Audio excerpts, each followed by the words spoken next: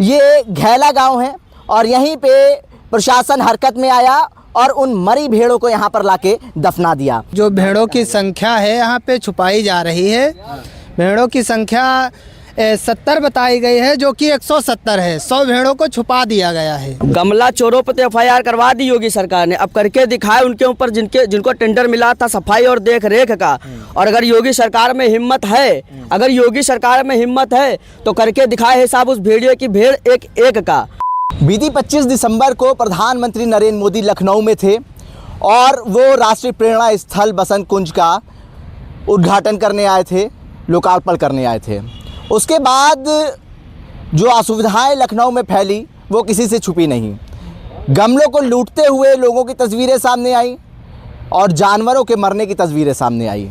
71 भेड़ों का आंकड़ा दिया गया कि फूड पॉइजनिंग के चलते उनकी मौत हो गई, जिसको आनन फानन में सरकार ने दफना दिया। हम उसी जगह पे मौजूद हैं। ये घैला गांव है और यहीं पे प्रशासन हरकत में आया और उन मरी भेड़ों को यहाँ पर लाके दफना दिया। यहाँ पर उन भेड़ों को दफना दिया गया है। कुछ उनके ब्लड जो हैं जो यहाँ पर अभी भी मौजूद हैं। यहाँ पे जानवर भी मौजूद हैं। कुछ गायों के मरने की भी बात सामने आ रही है। लेकिन सबसे बड़ा सवाल ये है कि प्रधानमंत्री नरेंद्र मोदी के जाने के बावजूद वहाँ पर जो खाने की व्यवस्था करी गई थी उसकी साफ़ सफाई नहीं की गई, जिसके बाद जानवरों ने वो पूड़ी और सब्ज़ी खाई और उनकी मौत हो गई। चरवाहों की अगर हम बात करें, जो चरवाहे फतेहपुर से आए थे और वो यहाँ पर बसंत कुंज में अपने भेड़ों को चरा रहे थे और 71 भेड़ों की मौत हो गई, जो सरकारी आंकड़े सामने आए हैं उसके मुताबिक। घैले गांव के कुछ लोग हैं जो उस वक्त यहाँ पे मौजूद थे जब भेड़ों को दफनाया जा रहा था। हालांकि इनका क्या कुछ कहना है ये जानने की कोशिश करेंगे, क्योंकि इनका कहना है कि जो भेड़ें दफनाई जा रही थी उनकी संख्या ज़्यादा हो सकती है और कुछ गाय भी मरी थी, उसका आंकड़ा सरकार नहीं दे रही है। क्या नाम है आपका? मेरा नाम आकाश है। आकाश, जब ये पूरा वाकया हो रहा था, भेड़ों को दफनाया जा रहा था, आप उस वक्त यहाँ पे मौजूद थे? मौजूद तो नहीं थे, मगर जो भेड़ों की संख्या है यहाँ पे छुपाई जा रही है। भेड़ों की संख्या 70 बताई गई है, जो कि 170 है। 100 भेड़ों को छुपा दिया गया है। अच्छा, हाँ। आप नहीं मौजूद थे तो आप कैसे कह सकते हैं कि 170 भेड़ें थी? क्योंकि किसान का वीडियो आया है तो वो बता रहे हैं कि 170 प्लस भेड़ें मरी हैं। अच्छा, इसमें 70 बताया जा रहा है, तो कहीं ना कहीं मुआवजे में घपला कर सकते हैं। अच्छा, देने में, क्योंकि 10,000 भेड़ देंगे तो 17 लाख रुपए बनेंगे और ऐसे 7 लाख में ही निपटा देंगे। 70 भेड़ों का 10 लाख रुपए का नहीं देना पड़ेगा सरकार को। जो चरवाहे थे उनसे क्या आप लोग मुलाकात हो पाई थी? मुलाकात नहीं हो पाई। उनको मतलब पुलिस के आई जैसे तो मीडिया भी आ गई, आने लगी ज्यादा मात्रा में, तो उनको भगा दिया गया। कि मीडिया कर्मियों को भगा नहीं, मीडिया वालों को नहीं। अच्छा, चरवाहों को की बात न कर पाए, मतलब हाँ ज्यादा से इसलिए मतलब कुछ ही वीडियो आ पाए सामने जिसमें भेड़ चरवाहे रो रहे थे, बहुत दुखी थे। उनका तो मतलब एक तरीके से बिजनेस है, पूरा बिजनेस खत्म हो चुका है। और जो संख्या बहुत ज़्यादा थी और यहाँ पे कम दिखाया गया ताकि मुआवजा कम दिया जाए। क्या नाम है आपका? सत्यम यादव नाम है मेरा भैया। सत्यम, क्या कुछ माहौल था जब भेड़ों की मौत हुई? बसंत कुंज में इतना बड़ा कार्यक्रम हुआ, लगा हुआ है आपका गांव बसंत कुंज से, क्या सुविधाएं आपने देखी? सुविधाएं तो बहुत अच्छी थी। लोग बहुत दूर दूर से आए हुए थे, सब सरकारी और प्राइवेट बसों में आए हुए थे लोग। इतनी अच्छी सुविधाएं थी, उतना अच्छा अगर साफ सफाई पे भी ध्यान दे देते, क्योंकि उनका जो मिशन है स्वच्छ भारत का वो भी यहाँ पे फेल होता नज़र आ रहा है।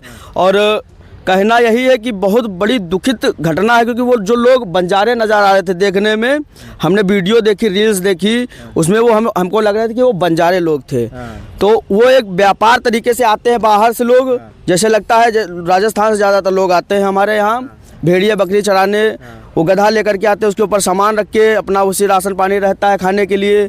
गमला चोरों पर FIR करवा दी योगी सरकार ने। अब करके दिखाए उनके ऊपर जिनको टेंडर मिला था सफाई और देख रेख का। और अगर योगी सरकार में हिम्मत है, तो करके दिखाए हिसाब उस भेड़िए की भेड़ एक एक का। और उनकी आंकड़े जो बताए जा रहे हैं उस पर क्या कहें? आंकड़े देखिए 170 प्लस भेड़ों की मौतें हुई है यहाँ पर।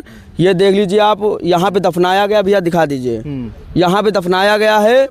ये एक गाय है, ये एक गाय थी यहाँ पर, और ये दादाजी हैं गाय जो ये इनकी गाय थी, दादाजी का। दादा क्या नाम है आपका? श्रवण कुमार। श्रवण जी, आपकी गाय मर गई हाँ वही पूड़ी खाने से? हाँ शायद। हाँ, कब की बात है, कब मरी गाय? 26 तारीख को मरी शायद। 26 तारीख को मरी। हाँ सर, 27 को। क्या वजह थी? वजह उसकी ये थी कि वो बीमार, सारे जानवर बीमार पड़ गए। आपके सारे जानवर? सारे जानवर कितने बीमार। जानवर हैं आपके पास? अरे हमारे पास जानवर बहुत हैं। और करीब- सारे जानवर बीमार पड़ गए? हाँ, लेकिन अब ये गाय जो है बीमार पड़ी तो इसको कोई दवा नहीं फायदा करे। और मुंह से जो है उल्टी कर रही थी वो। और बाद में जो है फिर डॉक्टर को बुलाया, उसके बाद मर गई वो। खाने में जहर फैल गया था? खाने में जहर फैल गया। खाने में जहर फैल गया था। देखिए, ये गांव के लोग थे जिनसे हमने बात करने की कोशिश करी। प्रधानमंत्री लखनऊ आते हैं, राष्ट्रीय प्रेरणा स्थल का वो लोकार्पण करते हैं और उसके बाद वो चले जाते हैं।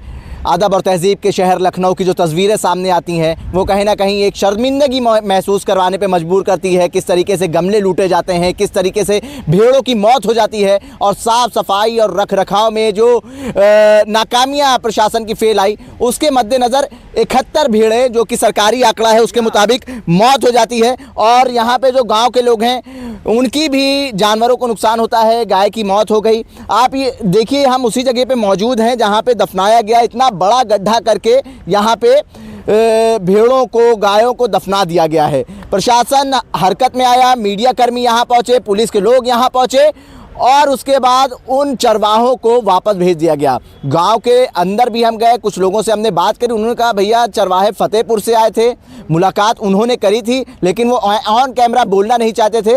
उनका कहना था कि प्रशासन ने आनन फानन में उनको मुआवजा दिया और उनको यहाँ से रफा दफा कर दिया, उनको यहाँ से भेज दिया। अब क्या कुछ छुपाना चाहता है प्रशासन और सरकार, ये एक बड़ा सवाल खड़ा होता है।